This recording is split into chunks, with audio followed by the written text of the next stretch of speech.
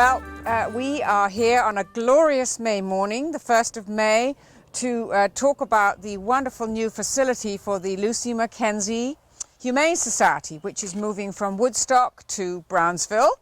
And here I am going to ask these two gentlemen to introduce themselves. Thank you, Roz. I'm Mark Isenberg. I'm the director of LUCY MACKENZIE. Steve Seitz, I'm a reporter for the Rutland Herald. And I am here with CATV to just tell you a little bit about this, and then we'll be back again when they're moving in, and then we'll be back again when they've moved in. So you will know all about it, and I know everybody will be running here at top speed to adopt all the wonderful animals that are going to live in great luxury here.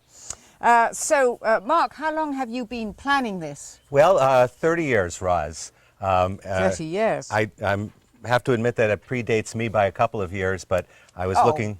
Not more? No, just a few. I was looking through some old board minutes, and I came across a meeting that took place about 30 years ago where they recognized the need at that time for a new facility, being that the one that we presently occupy is 80-some-odd years old and then was 50-some-odd yeurs old, and not much had taken place there in all that time. And it's very small. Very, very small. But we put ourselves forward as a group who makes a silk purse out of a sow's ear, and so we take a difficult facility and a hard-working staff and great volunteers, and all of that goodwill is imbued in the animals, who then reflect that back, and we do great work. What will this expansion allow you to do that you can't do now? Well, one of the things is that it really allows us to open ourselves wide to the public.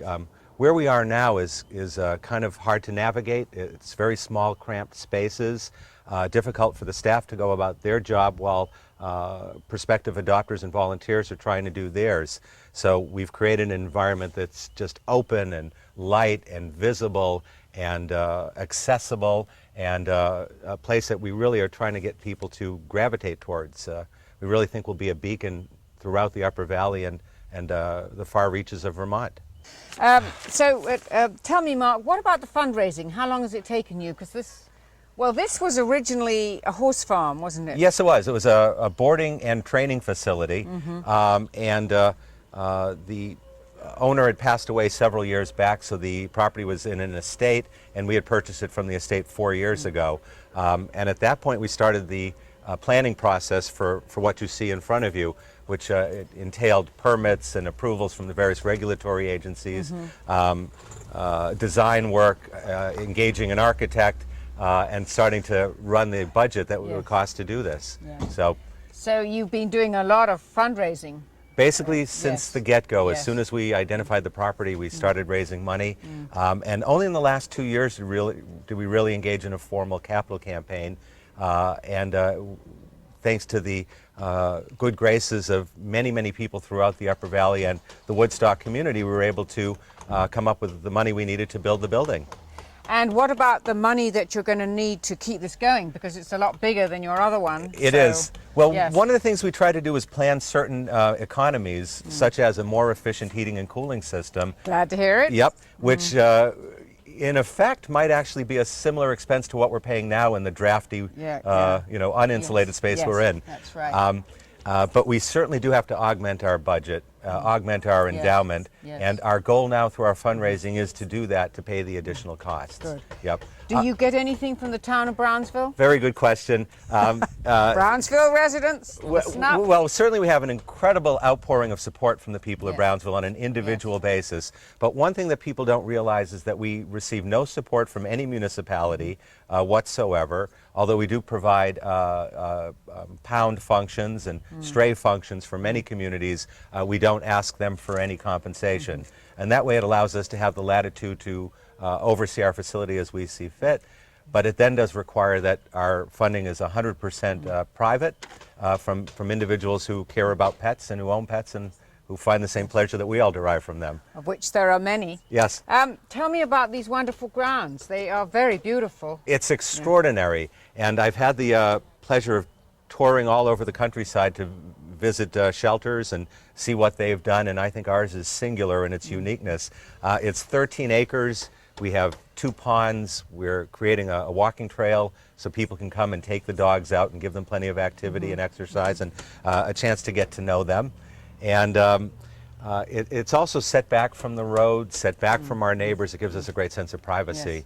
And also not too much noise for the neighbors, too. Exactly. Yes. However, we always talk about this as perception and reality, and the perception is barking dogs and a cacophony of sound. The reality of it is that it's not the case. No. It behooves us to have the animals quiet and calm, and it makes them more adoptable. So initially through the approval process, people raised concerns about noise, but we were quickly able to assuage their fears. So. And you have an outside and an inside cat room. Yes, we do. Yes. We love that. The cats love that. Our present facility, by necessity, required that we had a communal cat room because we just didn't have the physical space for individual cages. Yeah. And we've pursued what is now a trend in animal shelters, and I think we achieve it to a level beyond what anyone else does. We have a space that might otherwise house 10 or 12 cats where we can effectively house 25. Wow. And great. have an outdoor component, so we created the same thing here. And do you have an isolation ward? That's very important, isn't it? Yes, it is. One of the Why don't you tell the viewers why? Sure. Our present facility, our staff break room is also in the same area where they do all their veterinary work, and unappetizing occurrences like checking stool samples for worms also takes place in the same space where they have their lunch and coffee. So we realized that that wasn't in the best interest of our employees, and we have a separate veterinary area where we have individual isolation rooms where we could keep healthy animals healthy and sick animals get well that much sooner. Because there are a lot of sick animals that come in, or you don't know whether they're sick or not. Exactly, and that's the fear of is infecting in a healthy population with an animal of an unknown origin. And now we can quarantine them, get our arms around them behaviorally and physically, and then assimilate them into the larger population in a healthy fashion. We also design the space where every animal area has its own heating and air conditioning units. So the air is specific to each room so we don't cross-contaminate. Oh, might move in myself someday. I'm thinking the same. I'm thinking the same. We could have side-by-side cages. I'm thinking the same. Yeah.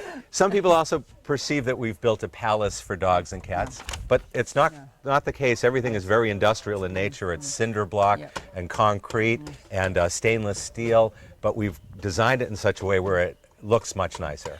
Well, we peeked inside. We can't go inside altogether because there's a lot of epoxy at the moment, fumes, but it looks absolutely fantastic to me, and I can see that it's been, every inch of space has been properly utilized, and there are some dog kennels where there's going to be glass, I think, between them. Yes. So, because some dogs need socializing with other dogs, so they can see the dog there, but they can't get at it. Actually, I hate to contradict you, No, Roz. oh, sorry. And, No, I don't mind. But one of the things we have now is our dogs are housed in chain link runs where they're living cheek by jowl with their neighbor, which promotes stress. Yes, it does. Because they don't have any privacy, time to themselves. So we've actually created spaces where they don't have eye contact. To give them a chance to really relax, be as stress-free as possible, healthy as possible. The other thing is contamination between the dog runs.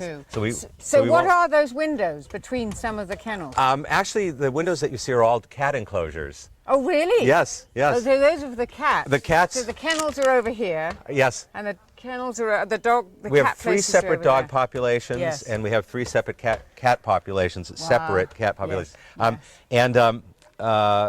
One of the other aspects that we created specifically is that we don't have indoor-outdoor runs. Anytime a dog goes outside, a volunteer has to come in and attach a leash to their collar and take them out, because we want it to be an associative experience where they associate human contact with a positive experience, rather than make it disassociative where a guillotine door opens and they go outside. So we really tried an enormous amount of forethought as to how to make this the most experience most conducive to stress-free animals, relaxed animals, and more adoptable animals. We're going to ultimately hold a similar number to what we hold now, but we hope to turn them over that much quicker. Because more people can come here, and they'll there'll be a much more and a much easier place to get to know the animal Yep. and to see them. And yes, Yep. I can see that. Yep. We kept volunteers at arm's length for so many years because there's no way to navigate within our existing facility. But now it's open, wide open. So we really want to encourage people who've always wanted to volunteer now to come in, and we will make good use of them. We intend to have regular volunteer orientations, get people up to speed, and then just let them have at it. Good, good. And it's a visually stimulating environment, Yes, so I think yes. people will be bringing their school-age children by, Yes. as opposed to a video arcade. Yes. They'll come and watch the cats frolic. So Wonderful. And Yep. and the sort of volunteer jobs, you have dog walkers, cat cuddlers, cleaning, office you know, cleaning. I know it might be abhorrent to Yes, some, yep. but it's necessary. We so need it, and you need to keep the facilities absolutely spotless because of infections. Office, if somebody would like to work in the office. If you have public to- relations. Yes, mailing flyers. A reception. I'd yes, love to have a yes. bright, smiling face at our reception desk. Very important. Yep. Yeah, there are all sorts of jobs. So please do think about it. And so next time we come, we will be hopefully moving you will be moving in. Yes, June 23rd, we have a grand opening planned, and Good. The public, everybody's invited to attend. Good. We'll have the New England Culinary Institute Yes. here providing Oh, food. boy. The Point Yes. radio station Yes. broadcasting. Yes. An enormous number of events, and it's just going to be a Yes. beautiful day. And CATV will be here. We and hope so. Yes. Yep. Yes. Well, thank you, Mark, very much indeed for Thank you, giving us Roz. your time. You're doing a wonderful, wonderful job. Thank you. Labor of love. It is, isn't it? Yes.